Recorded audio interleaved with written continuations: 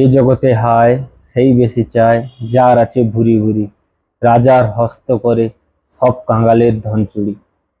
মনে পড়ে সেই কবিগুরু রবীন্দ্রনাথ ঠাকুরের 2 বিঘা জমি কবিতাটি। আজ 2025-এ এসে কিছুটা বাস্তবের সঙ্গে এসে মিলে যাচ্ছে এই কবিতাটি। আপনারা ভেবে দেখুন, যে অভয়া 1 বছর আজ হতে গেল।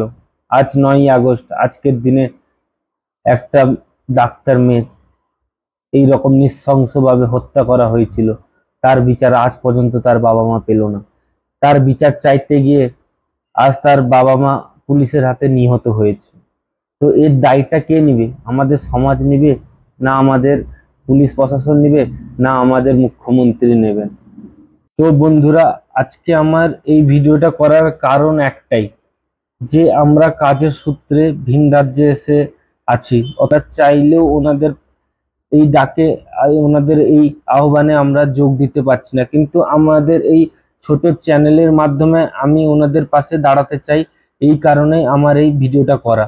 তো আমার এই ভিডিওর মাধ্যমে আমি আরো একটা কথা বলতে চাই, আমাদের ওয়েস্ট বেঙ্গলে যত বড় বড় ইউটিউবার, ওনাদের কাছে আমি একটাই রিকোয়েস্ট করতে চাই, যে আপনারা আপনাদের চ্যানেলের মাধ্যমে ওনার বাবা মার পাশে গিয়ে একটু দাঁড়ান।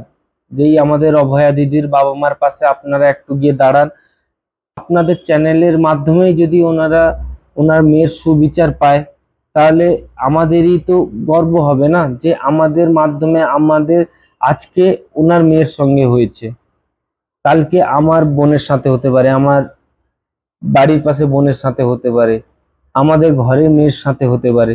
তো আমরা এই জিনিসটাকে প্রশ্রয় দিলে আজকে আমাদের এই জিনিসটা এখান থেকে এতদিনে যেতে পারে। তো আমরা যদি সবাই মিলে একত্রিত হয়ে যদি ওনার বাবা মার পাশে দাঁড়াই, তাহলে ওনার বাবা মা ওনার মেয়ের জন্য সুবিচারটা যদি পায়, তো তাহলে সেটা আমাদের সবারই গর্ব।